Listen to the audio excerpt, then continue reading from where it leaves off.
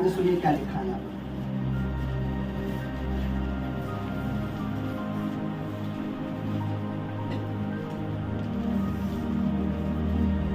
उसको खेत की वैल्यू पता चली कैसे? क्योंकि उसको पता चला खेत में क्या है, मोती है। दोबारा से सुनिए, उसे खेत की वैल्यू कैसे पता चली? मैथ्यू चैप्टर, मत्ती रचित सुसमाचार उसका 13 अध्याय, मैथ्यू चैप्टर 13 वर्स 45। अब ध्यान से सुनिए, उसको पता चला है। क्या पता चला है? इसको हम आगे कंटिन्यू करेंगे। अभी ध्यान से सुनिए, ऊंची आवाज में पढ़िए कोई। हाँ जी। फिर स्वर्ग का राज्य एक व्यापारी के समान है जो अच्छे मोतियों की खोज में था। जब उसे बहुमूल्य मोती मिला तो उसने जाकर अपना सब कुछ बेच डाला और उसे मोल ले लिया। हालेलुया। 44 स्वर्ग का राज्य खेत में छुपे हुए धन के समान है। हाँ। जिसे किसी मनुष्य ने पाया हाँ। और छुपा दिया और मारे आनंद के जाकर अपना सब कुछ बेच दिया और उस खेत को मोल ले लिया। उस खेत को क्या ले लिया? मोल ले लिया, खरीद लिया। उस खेत को। अब एक चीज बोलूं, अगर इसी क्षण इसी घड़ी खुदावन का रूप आप पर उतरे, आपकी आत्मिक आंखें खोल दे और आपको नजर आए कि परमेश्वर यहाँ मेरे साथ खड़ा है, और आपको नजर आए, परमेश्वर आपको दिखाए कि आने वाले कुछ समय में एक कलीसिया हजारों में हो जाएगी, मिनिस्ट्री बढ़ेगी, तो क्या आप छोड़ोगे? छोड़ोगे? नहीं। उसको पता लगा इस खेत में कुछ है, उसने खेत का वो धन लिया, लेकिन लीगल तरीके से। उस खेत को भी अपना कर लिया ताकि कोई इस पर पता भी लगे तो कोई मुझ पर कोई आरोप, क्योंकि भाई खेत ही उसी का है। अब खेत में हीरा निकले या मोती निकले या आलू निकले, किसके? वो मालिक के। अगर आपको परमेश्वर पहले से ही दिखा दे कि स्वर्ग में आपके लिए क्या क्या रखा हुआ है, क्या क्या वस्तुएं आपके लिए रखी है, मतलब स्वर्ग में लिखा है स्वर्गीय वस्तु। स्वर्गीय वस्तु, वस्तु किसको कहते हैं बताइए? हमें हिंदी का क्या आता है? चीजों। बाइबल लिखा है स्वर्गीय वस्तुओं पे ध्यान लगाओ, यानी स्वर्ग में भी तुम्हारे लिए खुदावन ने कुछ बढ़िया रखा। पृथ्वी की वस्तुओं से उत्तम, यहाँ के सोने से वहां उत्तम है, यहाँ के मोती से वहां उत्तम है, यहाँ के सोफा सेट से, यहाँ के पलंग से वहां अच्छा पलंग है, यहाँ के मकानों से अच्छे मकान वहां है, अच्छे घर है वहां, अच्छे गार्डन है वहां, नदियां है वहां, पेड़ पौधे वहां। आप प्रकाशित वाक्य पढ़ के देख लीजिए। फिर जिन्होंने जय पाई उनको मैं जीवन के जल के सोते से क्या करूंगा? पिलाया करूंगा। स्वर्गीय वस्तु यहाँ से ज्यादा उत्तम है, पर यहाँ भी प्रभु हमें उत्तम देता है, यहाँ भी हमें प्रभु उत्तम देता है। अब अगर आपको पता लग जाए सेवकाई ये बढ़ने वाली है, यह खुदा का ये दास अपॉइंटेड है और प्रभु ने जो प्रतिज्ञा इनसे की है, यह वादा इनसे किया है, इसके बाद देखिए अब्राहम को परमेश्वर ने क्या वादा किया कि अपने कुटुंबी, अपने रिश्तेदारों को छोड़ और जो जगह मैं तुझे दिखाता हूँ वहां चल। अब्राहम ने कोई क्वेश्चन आंसर, अब्राहम ने कोई ऑब्जेक्शन? प्रभु इतना मेरे यहाँ पे प्लॉट बने पड़े, इतने मेरे मकान है, इतने मेरे घर है, इतने मैं इनको छोड़ दूं? प्रभु ने कहा अपने रिश्तेदारों को, अपने पड़ोस को, अपने मकानों घरों को छोड़ और जो मैं तुझे, जो तेरे पास है वो ले और मेरे वहां चल जो मैं तुझे।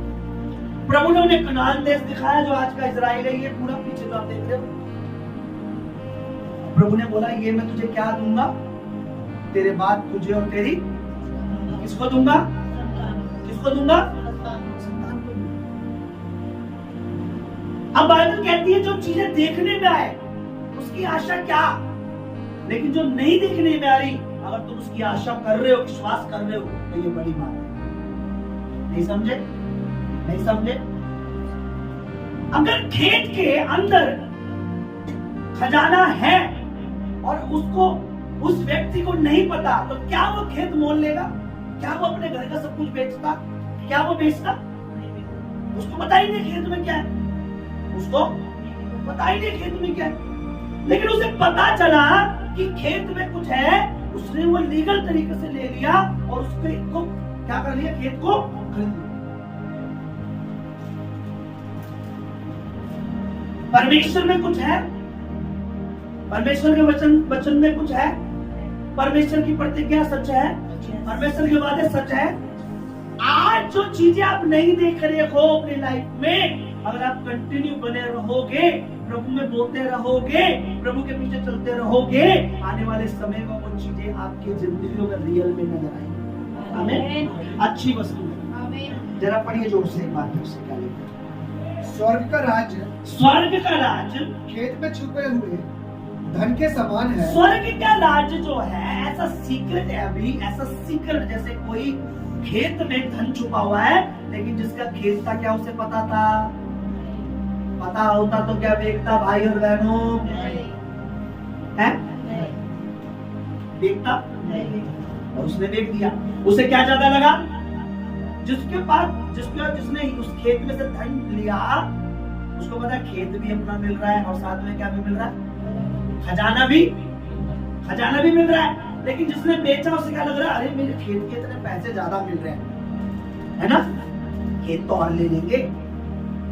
क्या उसने उस खेत की कीमत ऐसी लगाई होगी जैसे मान लीजिए उस खेत की कीमत होगी 10 लाख, तो क्या उसने खरीदने के लिए बोला होगा भाई तेरे खेत के मैं 10 लाख दे रहा हूँ?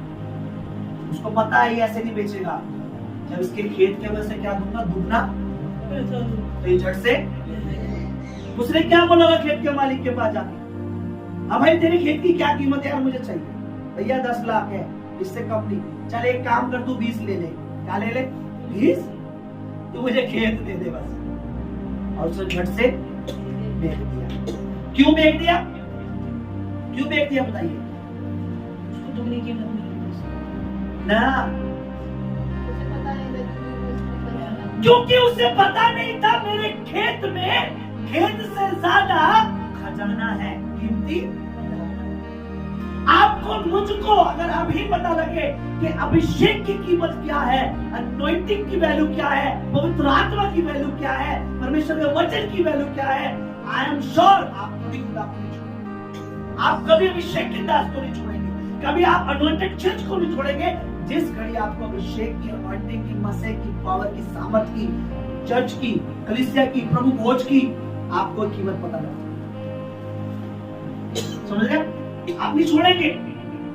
आप कब छोड़ते हैं? जब आपको किसी चीज की वैल्यू नहीं पता, जब आपको वैल्यू, लेकिन आपको उसकी वैल्यू। देखिए खेत का जो ऑनर था, जो मालिक था, उसको नहीं पता कि खेत में क्या है, लेकिन किसी दूसरे को पता था। उसने खेत भी ले लिया और खेत के अंदर का खजाना भी ले लिया। स्वर्ग का राज खेत में छुपे धन के समान है, जैसे किसी मनुष्य ने पाया और छिपा दिया। भाई अभी पहले छिपाता हूं, मारे आनंद के खुश हो गया, आनंदित हो गया और अपना सब कुछ बेचकर, क्या बेच लिया उसने? सब कुछ बेच लिया। इसने सब कुछ बेचकर क्या ले लिया?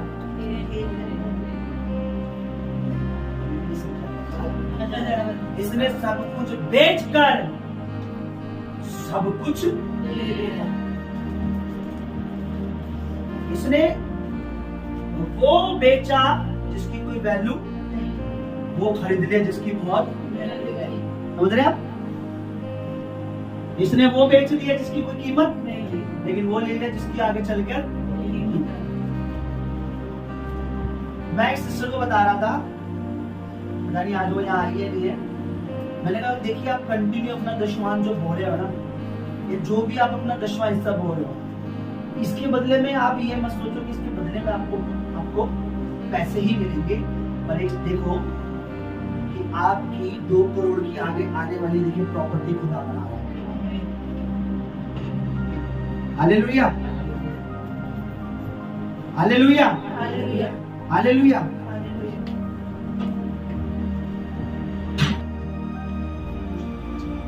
खेत के मालिक को वैल्यू पता।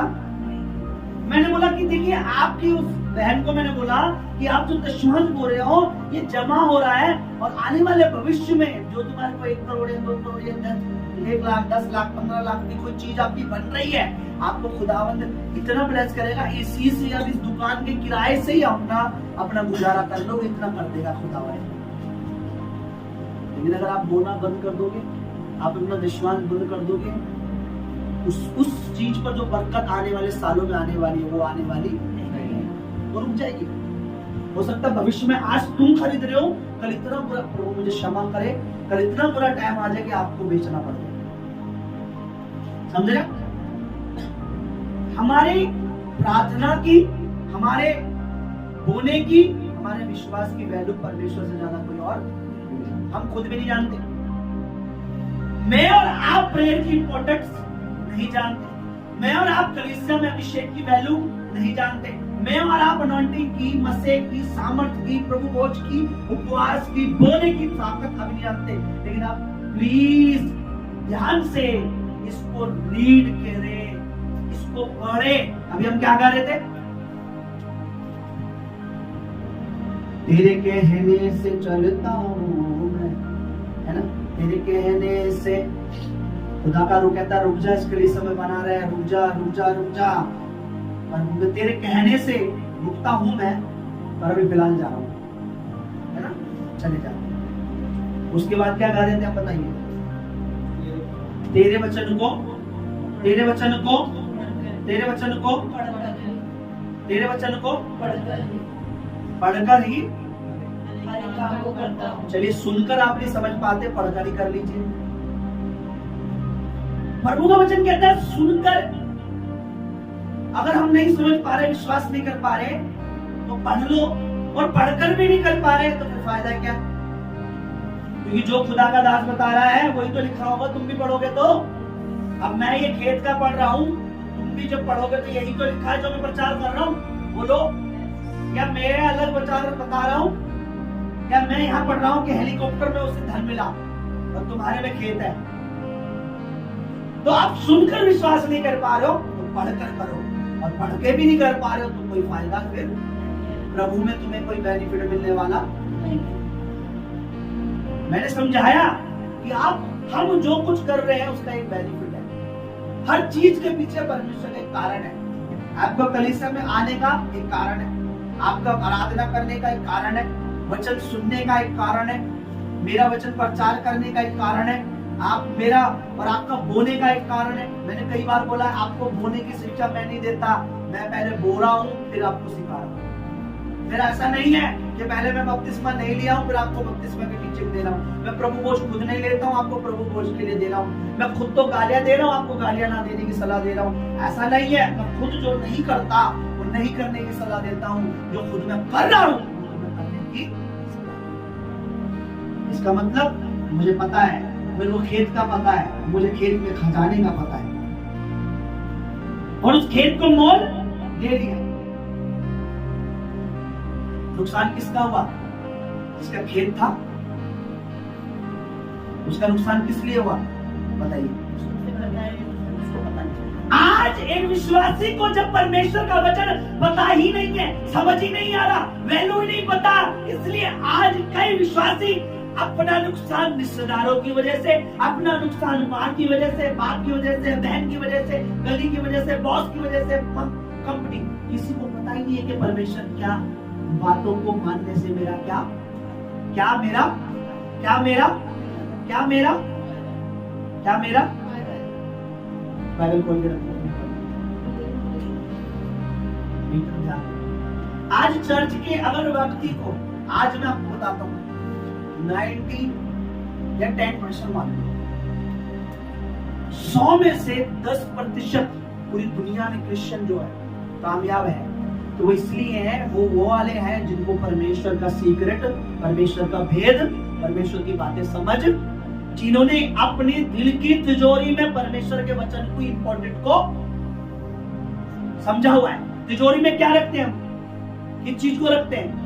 कीमती चीजों को। आज बैंक में किसको रखते हैं हम? नोटों को रखते हैं, क्योंकि हमें नोट की वैल्यू पता है। हमें नोट की वैल्यू,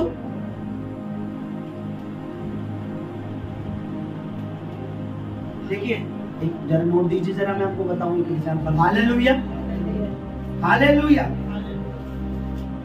परमेश्वर का वचन, परमेश्वर की बातें, परमेश्वर की अद्भुत बातें हमारे लिए कितनी है। देखिए ये कितने का नोट है? हाँ, इसकी वैल्यू कितनी है? 100 वैल्यू है ना।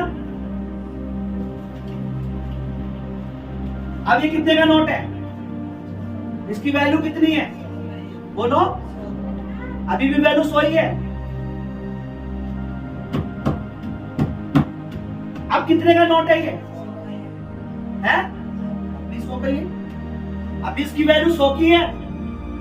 पानी है क्या, डुबो देता पानी है क्या पे, इसको गीला करके अगर मैं फेंक दूं, अब कितने का वो, मुंह से बोलो 100 का भी वैल्यू 100 की है। इसे गीला करके भिगो के कहीं भी डाल दो तो भी इसकी वैल्यू, ये हमें कीचड़ में मिले तो भी इसकी वैल्यू है ना।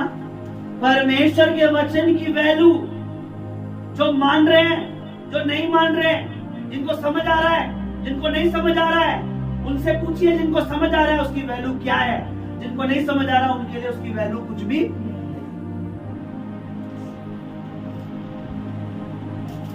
मुझे समझ आता है, मैं आपको वैल्यू बताता हूं। आप में से जिसको समझ आता है आप यहां बने रहेंगे, जिनको समझ नहीं आ रहा वो कुछ समय बाद यहां से 9-2 जिनको समझ आ रहा है वो बने रहेंगे। कि खुदावंद का दास क्या सिखा रहा है। मुझे और आपको जिस दिन इसकी वैल्यू पता लग गई कि प्रभु क्या चाहता है, हम किसी के कहने से भवन में नहीं आएंगे, हम किसी के कहने से अनॉइंटिंग ऑयल मीटिंग में शामिल होंगे, हम किसी के कहने से बोएंगे नहीं अपना दशवान। हमें वैल्यू पता लग गई है, हम खुद ही करेंगे वो चीज। पर आज बहुत से लोगों को पता ही नहीं है कि परमेश्वर के राज्य में, परमेश्वर के घर में, परमेश्वर की उपस्थिति में, परमेश्वर के भवन में, परमेश्वर के वचन में क्या चीज है। हालेलुया। मुझे एक व्यक्ति का उदाहरण बार बार आकर्षित करता है। देखिए यीशु मसीह जैसा तो कोई नहीं है और इनके जैसा कोई हो भी, लेकिन एक व्यक्ति की जिंदगी मुझे बड़ी प्रभावित करती है। बाइबल में एक व्यक्ति की जिंदगी से मैं बार बार मुझे बड़ा बोर होता है कि ऐसा व्यक्ति कैसे जिया प्रभु के साथ। यानी ये व्यक्ति कितना समझदार रहा अपने समझ में कि इसने अपने कुटुंबी छोड़ दिए, कितने अपने रिश्तेदार, लेकिन प्रभु को कौन व्यक्ति जिसने अपने रिश्तेदार छोड़े? बाइबल में ऐसा कौन व्यक्ति जिसने अपने रिश्तेदार छोड़े? पता है कहां? अब्राहम। चलिए उत्पत्ति पढ़िए फिर बाद में देखिए, इसे यहीं रखिए। उत्पत्ति उसका 8 अध्याय,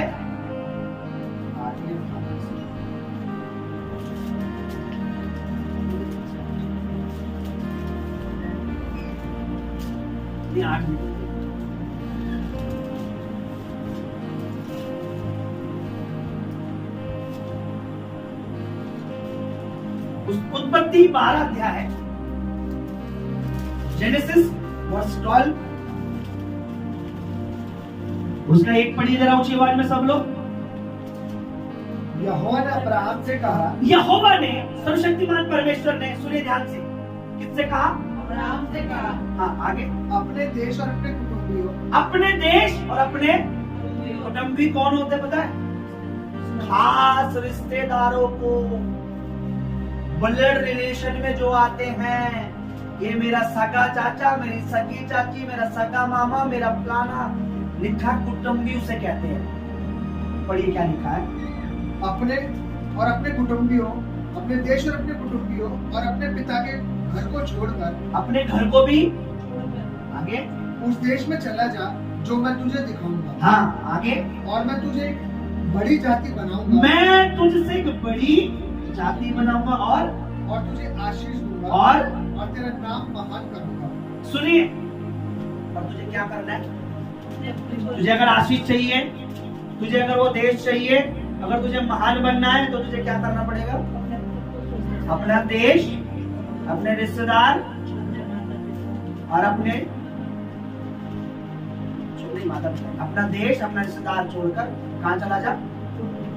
जो देश में तुझे, मैं तेरे नाम को क्या करूंगा? महान करूंगा। आज क्या होता है? कुटुंबी ने कहा, रिश्तेदारों ने कहा, चर्च छोड़ देंगे, है ना? अनॉइंटेड परमेश्वर के दास को छोड़ देंगे, अनॉइंटेड कलीसिया को छोड़ देंगे, पर कुटुंबी नहीं जाने चाहिए। ऐसे लोग कभी भी अपनी जिंदगी में बड़ी प्रतिक्रिया, बड़ी आशीषें, बड़ा छुटकारा, बड़ी ब्लेसिंग नहीं पा पाते। वे चले जाते हैं, बाद में उनके बच्चे पूरे जीवन भर संघर्ष करते हैं। उनके मरने के पश्चात जो परमेश्वर को छोड़कर रिश्तेदारों को खुश कर रहे हैं, आज कुटुंबियों को खुश कर रहे हैं। मेरी मम्मी नाराज ना हो, प्रभु के बारे में चाहे 10 गालियां दे दे। मेरी मम्मी नाराज ना हो, प्रभु के दास को चाहे 10 गालियां दे दे। क्योंकि वो माँ है, कुटुंबी है, मेरी रिश्तेदार नहीं है, मेरी अपनी है, मेरी बहन मेरी अपनी है, मेरा भाई अपना है। आपके रिश्तेदार कुछ समय के लिए यहाँ रिश्तेदार है, स्वर्ग में आपका एक ही रिश्तेदार है, आपका एक ही जानने वाला है, वो है परमेश्वर। क्या उसने छोड़ दिया? अब्राहम ने छोड़ दिया? छोड़ दिया। और बाइबल में लिखा है तुरंत परमेश्वर के वचन को सुन के उसने अपने रिश्तेदारों को छोड़कर किसके पीछे चल दिया? परमेश्वर के पीछे। क्या वो महान बना? बोलो, क्या वो देश दिया परमेश्वर ने जो कहा था? परमेश्वर अपने वादों का बरकत। जब आप अपने रिश्तेदारों की, अपने पड़ोसियों की, अपने जान पहचान वालों की ना सुनकर परमेश्वर को फॉलो करते हैं, तब परमेश्वर ने अपनी प्रतिज्ञाओं को पूरा, अपने वादों को पूरा, वो हमें निश्चय ही महान बनाएगा। आमीन। और कहना आसान है, मेरे भाई ने बोला नहीं, उसने रिश्तेदार नहीं छोड़ा। यही है कि हमें कीमती मोती का पता नहीं है, हमें बाइबल की नॉलेज नहीं है, इसलिए हमारे रिश्तेदार भगा देते हैं, भरमा देते हैं।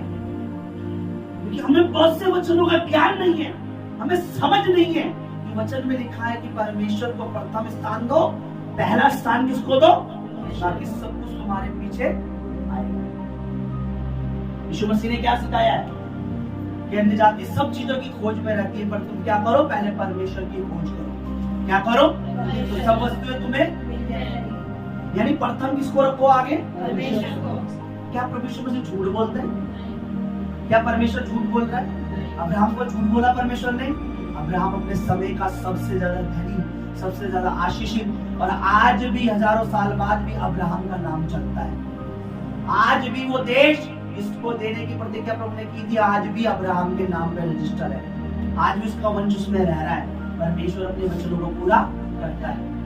लेकिन अब्राहम की खास बात क्या थी जो मुझे प्रभावित करती है, जो मुझे बहुत आकर्षित, मुझे बहुत ज्यादा मेरे दिल को लगती है कि हमें ऐसा होना चाहिए? इब्रानियों की पत्री निकाली है, इसके बारे में हम थोड़ा सा देखते हैं। आज खेत में छुपा हुआ धन, आज खेत में छुपी हुई बातें लोग नहीं समझ रहे। इब्रानियों की पत्री उसका 11 अध्याय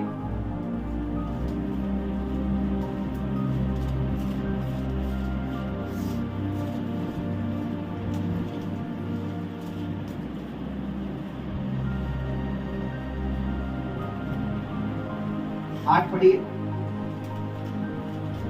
जल्दी पढ़िए। विश्वास से अब्राहम जब बुलाया गया तो आज्ञा मानकर ऐसी जगह निकल गया। विश्वास से अब्राहम को बुलाया गया और परमेश्वर ने उसे एक आज्ञा दी।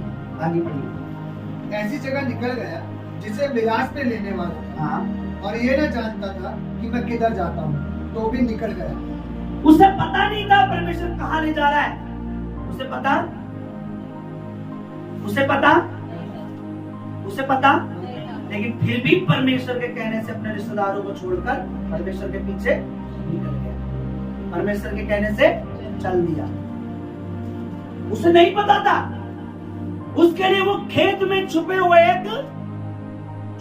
धन के समान था, पर उसे ये पता था प्रभु ने कहा है, चल दिया। अब्राहम को नहीं पता था परमेश्वर कहाँ ले जा रहा है, लेकिन वो परमेश्वर के कहने से, क्या मैं और आप परमेश्वर के कहने से चलते? क्या मैं और आप परमेश्वर के कहने से चल रहे हैं? या मैं और आप अब भी सिर्फ सुन रहे परमेश्वर की? वे कहावत है, सुनो सबकी, करो अपने। लेकिन यहाँ क्या हो रहा कलीसिया में? सुनो प्रचार में वचन की, पर करो अपने मन की। सुनो प्रचार में वचन की, पर करो अपने। क्या आप प्रतिज्ञा पाएंगे? क्या आप आशीषित होंगे? क्या आपका भला होगा? क्या देखिए, आज आप बेशक सही जी लें, आप बेशक आपको लगेगा मैं बिना परमेश्वर के बहुत सही चल रहा हूँ, अच्छा खा रहा हूँ, अच्छा पी रहा हूँ।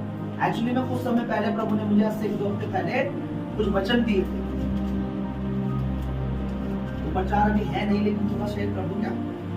वचन में लिखा है कि आदम और हवा ने पाप किया। किसने का पाप किया? आदम और हवा ने। ध्यान से सुनो, इधर देखो बाइबल, एक ही एक खोलो, बाकी सब बंद कर दो चाहे। आदम और हवा ने पाप किया। परमेश्वर ने उन्हें अदन के बाग से, बागे अदन से, यानी अदन की वाटिका से क्या कर दिया उन्हें? मुझे जो खुदा ने मैसेज दिया, क्या आपने आदम की आयु पढ़ी है? कितने साल की? 900। हाँ, सबसे लंबा जिया वो, बिना परमेश्वर के भी वो सबसे लंबा, परमेश्वर से अलग होने के बाद भी वो लंबा जिया। लेकिन एक व्यक्ति के बारे में इसका नाम बाइबल में है हनोक, परमेश्वर के साथ साथ चलता रहा। उसकी आयु पता है 365 साल थे, यानी आदम की उम्र ज्यादा थी और उसकी उम्र जो परमेश्वर के साथ। लेकिन दोनों में अंतर क्या बताइए आप? बिना आज का प्रचार में पिछले संडे से सोच रहा हूँ, पिछले संडे भी करने वाला लोग नहीं थे कि खुदा ने मुझे कुछ कहा।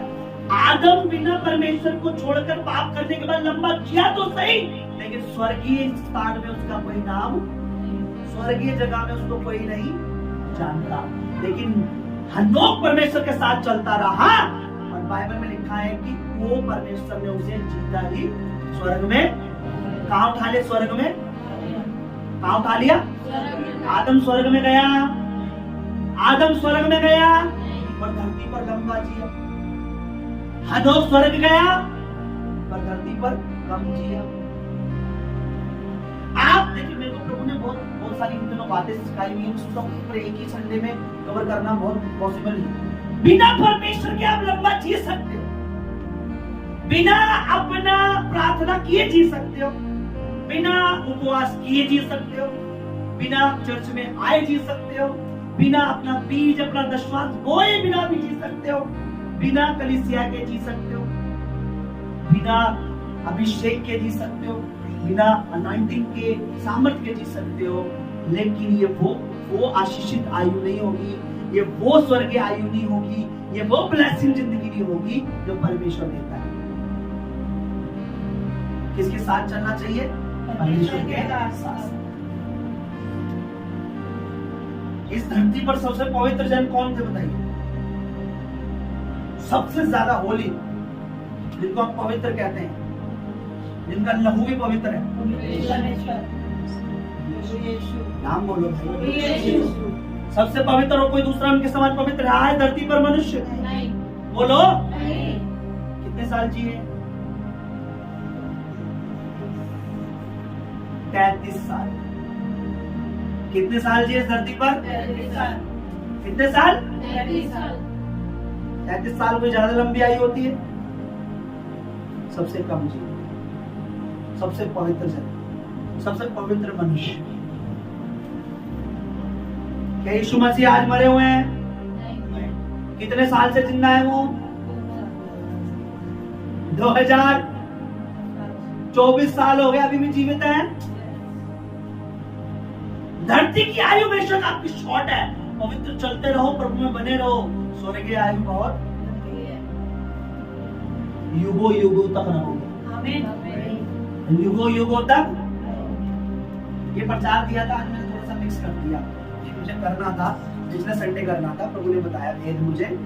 देखिए, मुझे अब्राहम की बात ये बहुत अच्छी लगती है कि उसने परमेश्वर की बात पर शक, परमेश्वर से क्वेश्चन आंसर, परमेश्वर। यहाँ पर मुझे ये वचन बहुत अच्छा लगता है कि उसे पता भी नहीं था मैं कहाँ जा रहा हूँ। क्या आपको पता है जो आज आप यहाँ बैठे हो उसका रिजल्ट क्या है कल? क्या आपको पता है आज जो आप बोलोगे उसका रिजल्ट कल क्या आएगा? क्या आपको पता है आज जो होली कम्युनियन आप लोग उसका रिजल्ट कल क्या आएगा, आगे क्या होगा? क्या आपको पता है जो आपने आज बपतिस्मा लिया है कल क्या होगा उसका रिजल्ट? क्या आपको पता है जो आज शिक्षा में दे रहा हूँ इसका क्या भेद है? अभी हमको नहीं पता। और हम सिधाई से सच्चाई से चलते रहे प्रभु में, सच्चाई से भाई मेरा वचन समझ आ रहा है भाई? समझ, आप कितने भी गर्दन हिला लो, आप कितनी भी कह लो हाँ समझ आ रहा है, लेकिन पता तब लगता है जब आप वचन के अनुसार चलते हैं। आपसे पहले भी कुछ थे हाँ जी हमें बहुत अच्छा, हम यहाँ आए तो हमें ये पता लगा, पवित्र पाई पता लगी, ये पता लगा, पवित्र आत्मा पता लगी, अभिषेक पता लगा, बपतिस्मा पता लगा, प्रभु भोज पता लगा, दान पता लगा, दशमान पता लगा, सब आपसे पता लगा, पर आपका पता नहीं लगा कि आप परमेश्वर की ओर से हैं या। इसलिए चर्च को छोड़कर नमस्ते नमस्ते लंदन बोल के उन्हें पता नहीं लगा। अगर उन्हें पता लगता कि खुदा का रूप क्या है, परमेश्वर की वैल्यू क्या है, परमेश्वर के वचन की वैल्यू क्या है, तो वो यहाँ से छोड़ते नहीं बल्कि औरों को।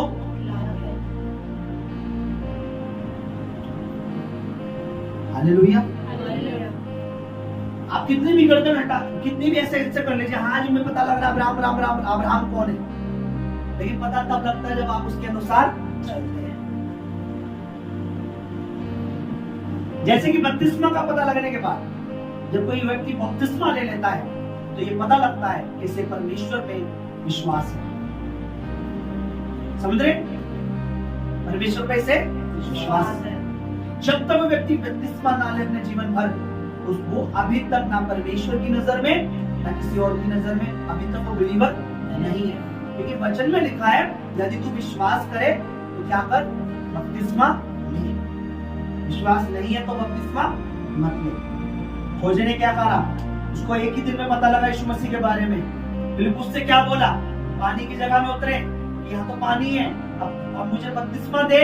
फिलिप्पुस ने बोला अगर तू अब सारे मन से विश्वास करता है तो ही बपतिस्मा ले सकता है। फिलिप्पुस ने बोला कि तू अगर सारे मन से विश्वास करता है तो ही बपतिस्मा। तो उसने क्या बोला, खोजे ने, मुझे विश्वास है कि यीशु मसीह परमेश्वर का, यीशु मसीह मेरे पापों के लिए मरा है, यीशु मसीह फिर से आने वाला, यही विश्वास कर रहा है। और खोजे को उसी दिन बपतिस्मा, उसी दिन पता लगा और उसी दिन बपतिस्मा।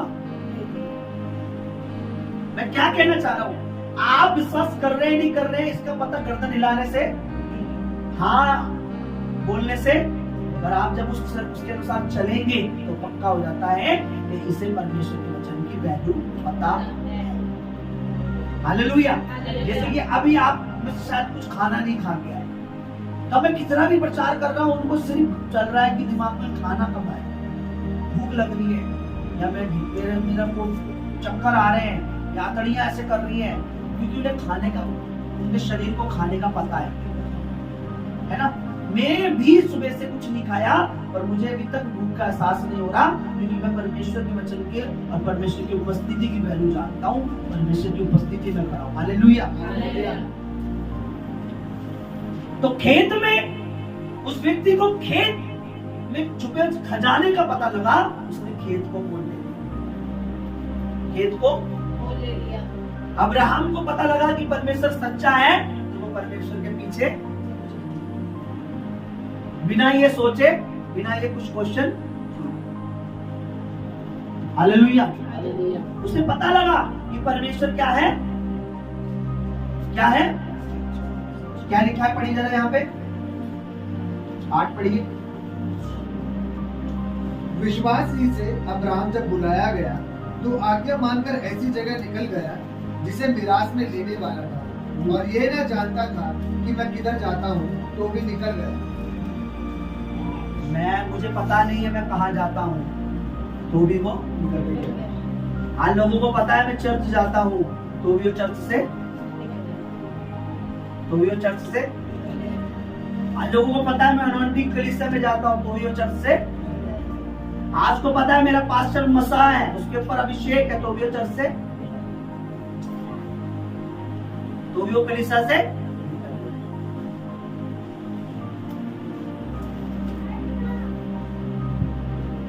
चर्च मेरी बात सुनिए, मेरे को और आपको परमेश्वर ने पूरी प्लानिंग के साथ बुलाया है, पूरी योजना के साथ बुलाया है, पूरी मनसा के साथ बुलाया है, पूरी इच्छा के साथ बुलाया है, पूरे मन के साथ बुलाया के साथ, पूरे हृदय के साथ परमेश्वर के पास आते हैं। परमेश्वर की वैल्यू समझते हैं, अभिषेक की वैल्यू, मसीह की वैल्यू, अनॉइंटिंग की वैल्यू, बोने की वैल्यू, प्रभु भोज की वैल्यू, बपतिस्मे की वैल्यू, हर चीज को जब हम समझने लग जाते हैं तब वो हमारे जीवन में काम करने लगती है।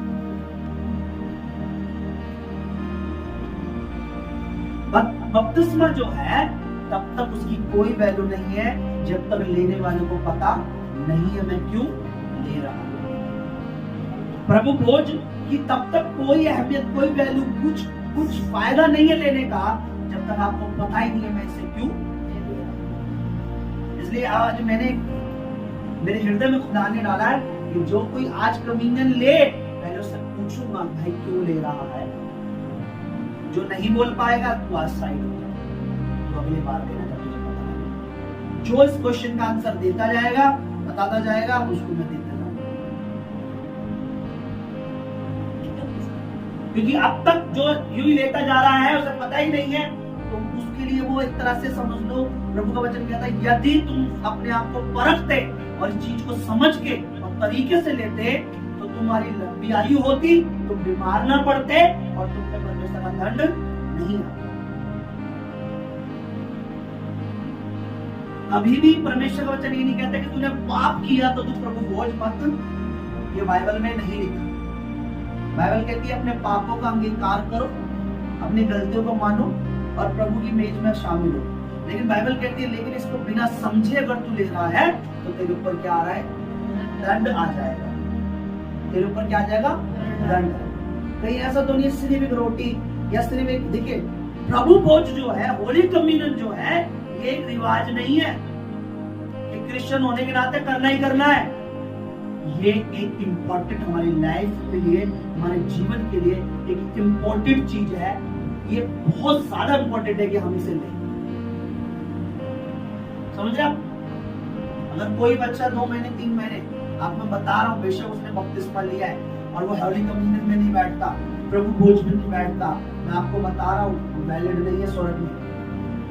क्योंकि वचन में लिखा है जो मेरा मांस खाता है, मेरा लहू पीता है, मैं उसमें बना रहता हूँ। अगर वो नहीं खा रहा, नहीं पी रहा, तो मैं उसमें बना हुआ, इसका पोट चाहिए होगा ना? बोलो बोलो। अगर खा रहा पी रहा है तो मैं उसमें बना हुआ हूँ, अगर वो नहीं खाता नहीं पीता तो मैं उसमें बना हुआ। तो जिसमें प्रभु बना हुआ नहीं है, अगर वो अचानक से प्रभु में सो जाए तो क्या वो स्वर्ग में मिलेगा? तुम्हें उसमें तो प्रभु था ही नहीं। 1 साल हो गया उसने प्रभु भोज नहीं लिया, 2 साल हो गया उसने प्रभु भोज नहीं लिया, 3 साल हो गए उसने प्रभु भोज नहीं लिया। उसे लग रहा अब भी परमेश्वर मेरे साथ है, मेरे में है। अरे भाई, परमेश्वर से बड़े हम। जब प्रभु खुद कह रहा है जो मेरा लहू ले, जो मेरा भोज लेता है, यानी मेरा बदन खाता है और मेरा लहू पीता है, मैं उसमें बना और वो मुझ में बना। अब वहां देखिए सेंटेंस क्या है, जो हिंदी पढ़े लिखे हैं, जो हिंदी पढ़ना नहीं जानते उनको मैं समझा दूं। यह कंटिन्यूज है, कंटिन्यूज है, जो लेता है और जो खाता है। सुनिए, खाता है मीन्स आपने कल खाना खाया था तो था में आ गया, कल खाना मैंने खाया था। आप रोज खाना खाते हो, यानी आप कंटिन्यूस को, यानी इसका मतलब आपको हर बार प्रभु भोज लेना चाहिए। प्रभु ने ये नहीं कहा जिसने मेरा लहू पिया था बपतिस्मा लेने के टाइम पर, या जिसने मेरा बदन खाया था मैं उसमें बना हुआ हूँ, लेकिन लिखा जो खाता है और पीता है वो मुझ में बना, मैं उसमें बना। बपतिस्मा लेके आप घर में बैठ गए, ये वैल्यू, इसकी कोई वैल्यू, इसकी कोई वैल्यू, इसकी कोई वैल्यू नहीं है। बपतिस्मा ले लिया, चल भाई बेटा अब तो हम कहाँ जाने वाले? स्वर्ग जाने वाले। अब कलीसिया की जरूरत, वचन की जरूरत, परमेश्वर के दास की जरूरत, प्रभु के बदन की जरूरत। अब हम सीधा कहाँ पहुंचेंगे? स्वर्ग पहुंचेंगे। इसलिए मैंने बोला जब मैं कम्युनियन दूंगा, होली कम्युनियन प्रभु को दूंगा, एक क्वेश्चन करूंगा और उससे तेज में नहीं, कान में पूछूंगा या बता दीजिए से क्यों लेना भाई, ताकि दूसरों को भी ना पता चले। मैं सच कह रहा हूँ, उससे नहीं पता होगा क्यों? उसे पहले उसको पता नहीं हो, ले तो रहा है कि जीवन में काम नहीं होने वाला। Hallelujah, hallelujah, hallelujah. समझ रहे मेरी बात? स्वर्ग का राज कैसे है? खेत में छिपे हुए। आप स्वर्ग के राज में बने रहेंगे, आपके पास खजाना है। मेरे पास ये वचन क्या है पता है? कीमती मोती है। वचन में लिखा है अपने मोती सुअरों के आगे, वरना वो उन्हें पैरों से क्या करते हैं? हैं? कौन रोनता है? मोती किसके आगे डाले तुमने? और उन्होंने पैरों से क्या करा उन्हें? अब समुद्र में कहते हैं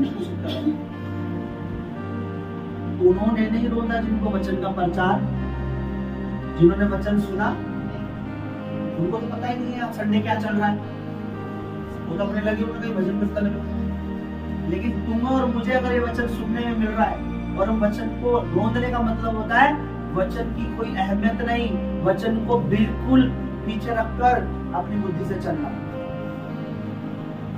समझ रहे आप? समझ रहे? जो वचन की वैल्यू समझ रहा है, इसलिए प्रभु ने कहा अपने मोती किसके आगे मत डालो? उन व्यक्तियों के आगे मत दो जो वचन की वैल्यू, जो वचन को कुछ भी समझ। अच्छा वो कौन से लोग हैं जिन्होंने जो पहली बार सुन रहे हैं, जो सुनते सुनते भी उसके अनुसार नहीं चल रहे? तो परमेश्वर कह रहे हैं उनके आगे अब दोबारा उस तरीके की बातें आप वचन को मत बोलो, कि वो उन वचनों को क्या कर रहे हैं? सुअरों के समान पैरों से।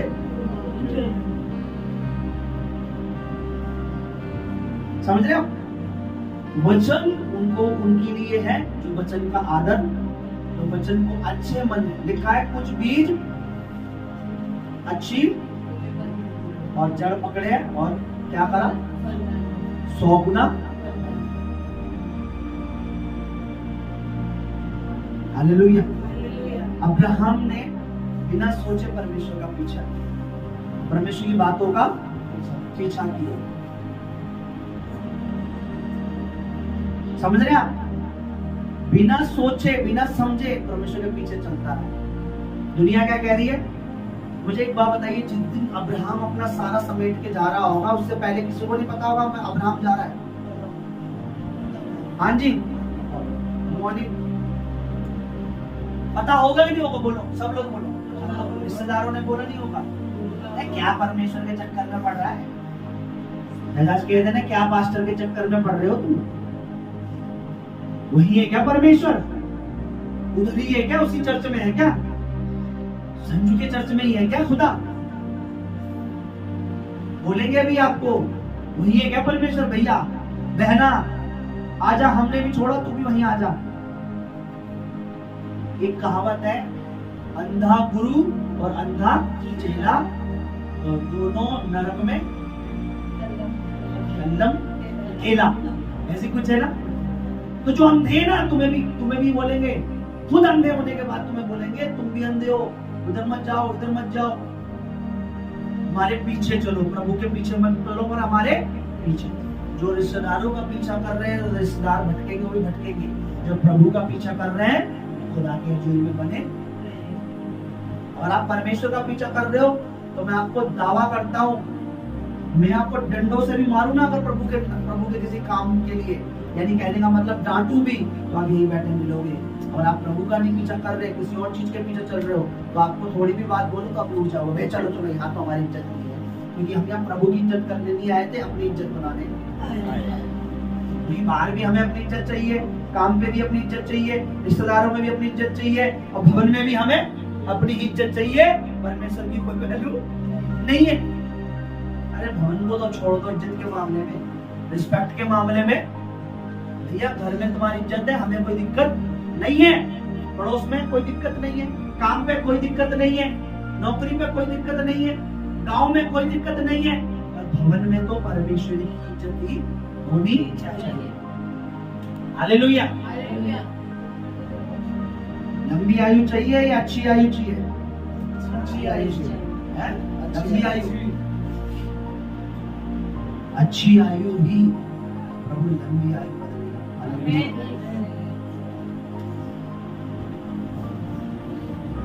मैं आपके लिए पढ़ रहा हूँ, आपको निकाली मैं आपके लिए पढ़ रहा हूँ। उत्पत्ति की किताब से।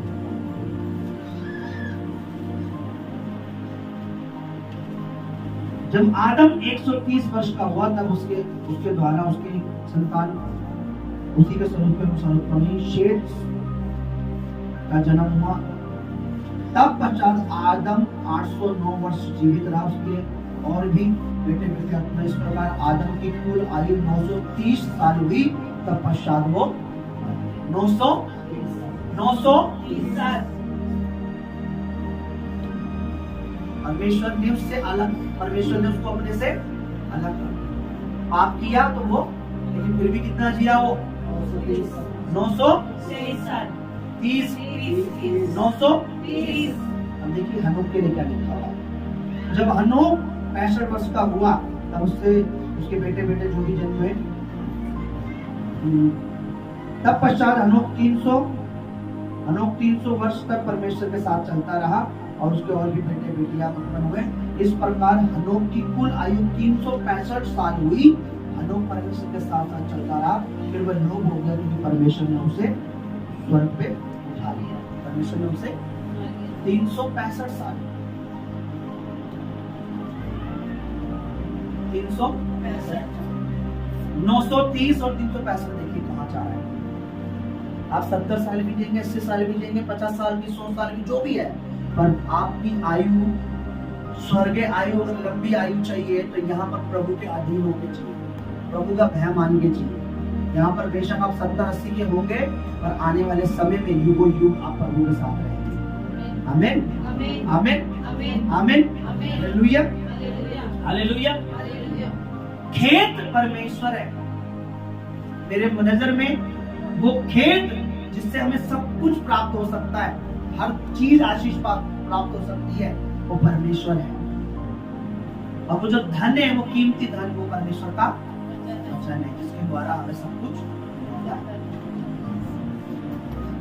खेत के मालिक को नहीं पता, खेत के मालिक को खेत में क्या है उसने तो लालच में बेच दिया।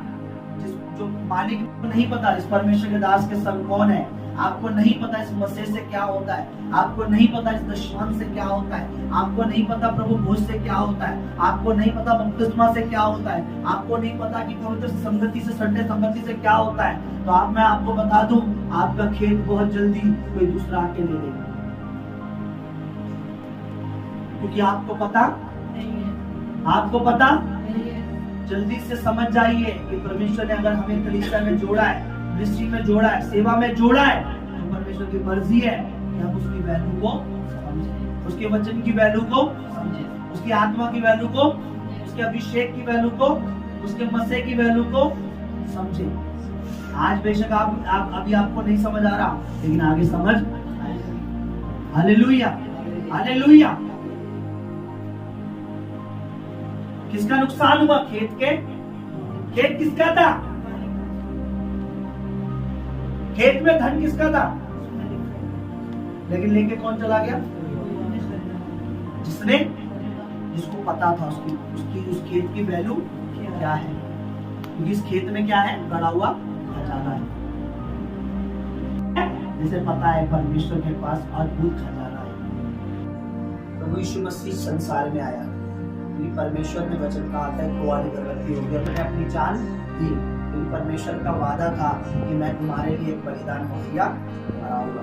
इसी वचन की वजह से मैं और आप के हमारे पाप क्षमा हुए हैं। इसी वचन की वजह से मैं और आप स्वर्ग जा रहे हैं। इसी वचन की वजह से मैं और आप शैतान से बचाए गए हैं। इसी वचन की वजह से मैं और आप ब्लेस हो रहे हैं। इसी वचन की वजह से आज जो भी कुछ हम यहाँ पर हैं, जो भी कुछ हमें मिल रहा है, सब वचन की वजह से। जब तक आप नहीं समझेंगे, आपको दुनिया बहकाती रहेगी, भरमाती रहेगी। कभी इस चर्च तो कभी उस चर्च, कभी ये पास्टर तो कभी वो पास्टर, कभी ये बंदा तो कभी वो बंदा, कभी इसका हाथ तो कभी उसका हाथ, कभी इसके पैर से चमके औरत तो कभी उसका पैर से। लेकिन परमेश्वर के वचन की वैल्यू समझने के बाद आपको पता लगेगा। अब भी मैं बता रहा हूँ, यहाँ ऐसे हैं जिनको ये प्रचार अभी यूट्यूब पर डालने के बाद कम से कम 2-3 बार सुनेंगे, तब जाके उनको 2 बार समझ आएगी। अभी ऐसे जिनको पता नहीं। अच्छा, मुझे एक चीज की हंसी आती है, कई ऐसे बच्चे हैं कि मैं प्रचार करता हूं तो उन्हें वो तब नहीं पता लगता, लेकिन जब पर्सनल उनकी पत्नी समझाती है उन्हें हमें पता लगता है हमारी पत्नी क्या कह रही है। कईयों के पतियों को उनकी पत्नी उनको समझ नहीं आती। इतने स्ट्रांग हो जाओ आज के टाइम में, ध्यान से सुनो, इतने स्ट्रांग हो जाओ कि अगर आपकी पत्नी बहके तो आप उसे पटरी पे लाओ।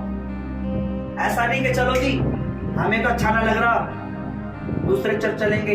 इतने स्ट्रांग हो जाओ कि तुम्हारे पति बहके तो उसे पटरी पे ला सकते। ये नहीं कि पत्नी बोल रही है तो मुझे वचन समझ आ रहा है, पति बोल रहा है तो मुझे वचन समझ आ रहा है। नो नो नो नो, मुझे परमेश्वर का आत्मा बोल रहा है, मुझे समझ। नहीं तो आप, अगर आदम की पत्नी समझदार होती तो आदम को कभी फल नहीं खिलाती। अय्यूब समझदार था, अय्यूब की पत्नी ने बोला परमेश्वर की क्या कर, निंदा कर। अय्यूब ने बोला तू पागल है, मूर्ख है, मुंह बंद रख। अय्यूब समझदार था। कई बार पत्नी की सुनकर, पत्नी पति की सुनकर डिसाइड कर लेते चर्च कहीं और चले जाएंगे। समझ रहे हो? इतने स्ट्रांग हो जाओ, इतना वचन तुम्हें खुद पता होना चाहिए, इतना प्रचार तुम्हें खुद समझ आना चाहिए कि जब पत्नी में शैतान बहकाए तो फिर पत्नी को पटरी पे लाओ, जब पति को शैतान बहकाए तो पति को पटरी पर लाओ। ना कि उनके साथ एकता करके चलो जी कलीसिया छोड़ दो, चलो जी। समझ रहे हो? इतने स्ट्रांग होना चाहिए। परमेश्वर मेरा गवाह है, प्रभु ने इतना मुझे अच्छा मन दिया है कि कई बार मेरे परिवार को मैंने हर बार उन्हें संभाला है। मैंने अपनी पत्नी को कई बार कि उनकी मत सुन, उसकी मत सुन, उसको मत देख, इसको मत देख, इस दुश्मन को मत देख, कुछ भी नहीं है, इसके बाद जो होने वाला वो बड़ा है। कई बार मेरी पत्नी ने मुझे समझाया है आप खुदा के दास हैं, खुदा ने प्रतिज्ञा की है, परमेश्वर ने चुना है, आंखें बंद करके प्रभु के पीछे चलते रहिए, वो आपको आप ही बढ़ाएगा। इतने स्ट्रांग बन जाओ कि अपनी पत्नी के बहकावे में के नहीं, अपनी पत्नी को बहकाने वाले को डांट के बोलो छोड़ इसको पटरी पे आने दे। समझ रहे हो? इतने स्ट्रांग हो जाओ वचन में, इतना अंदर तक वचन चला जाए कि आपको पता लगे मुझे कब शैतान मेरी पत्नी को बहका रहा है, कब मेरे पति को शैतान बहका रहा है, अब मुझे इनसे बात करनी है। इतने स्ट्रांग होने चाहिए वचन में। Hallelujah, hallelujah. ये नहीं के अंधा गुरु और अंधा दोनों नरक में।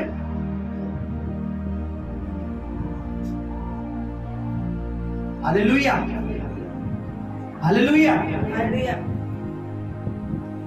Hallelujah, hallelujah. ठीक है, आइए हम